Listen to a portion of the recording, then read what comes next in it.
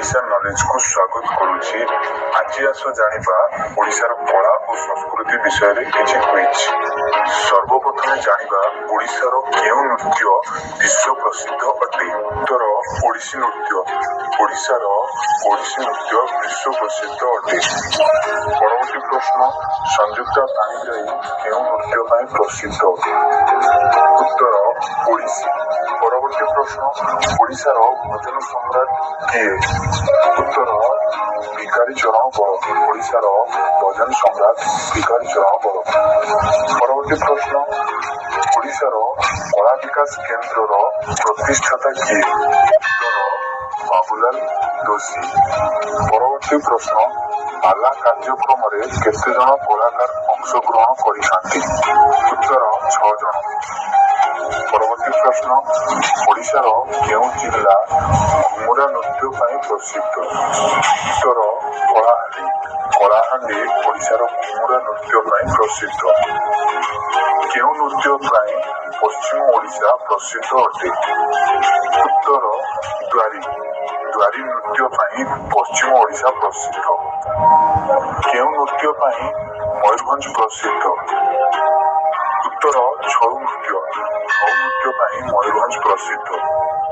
परवर्ती प्रश्न पुरी जिला केउ नृत्य पई प्रसिद्ध? उत्तर गोटीपुओ। गोटीपुओ नृत्य पई पुरी जिला प्रसिद्ध। परवर्ती प्रश्न गीत गोविंदर रचयिता किए? उत्तर कवि जयदेव। गीत गोविंदर रचयिता कवि जयदेव। परवर्ती प्रश्न सुंदरगढ़ जिला केउ नृत्य पई प्रसिद्ध? उत्तर झुमर। झुमर नृत्य पई सुंदरगढ़ जिला प्रसिद्ध। परवर्ती प्रश्न संबलपुर जिलार पारंपरिक नृत्यर नाम कौन? उत्तर डालखाई। संबलपुर जिलार पारंपरिक नृत्य डालखाई। पाइक नृत्य केउ जिल्ला रे देखिबाकू मिलिथाय? उत्तर खोर्धा और पुरी। पाइक नृत्य खोर्धा और पुरी जिल्ला रे देखिबाकू मिले। परवर्ती प्रश्न कुमकुम महांती केउ नृत्य पई प्रसिद्ध? उत्तर ओडिसी। ओडिसी नृत्य पई कुमकुम महांती परिचित। परवर्ती प्रश्न गोटीपुओ नृत्य रे अंशग्रहण करुथिबा बालक मानक निर्धारित बयस केते? उत्तर 14 वर्षरू कम। परवर्ती प्रश्न दंड नृत्य पई केउ जिला प्रसिद्ध? उत्तर गंजाम। गंजाम जिल्लार दंड नृत्य प्रसिद्ध। कला और नृत्य को समृद्धिशाली करने कटक केउ नृत्य संस्था गठन करा जायछि? उत्तर कला विकास केन्द्र।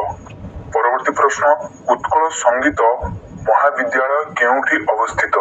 उत्तर भुवनेश्वर। भुवनेश्वर रे उत्कल संगीत महाविद्यालय अवस्थित। परवर्ती प्रश्न लक्ष्मण नायक संगीत एकाडेमी केउठारे अवस्थित? उत्तर भुवनेश्वर। बीणापाणी सांस्कृतिक महाविद्यालय केउठारे अवस्थित?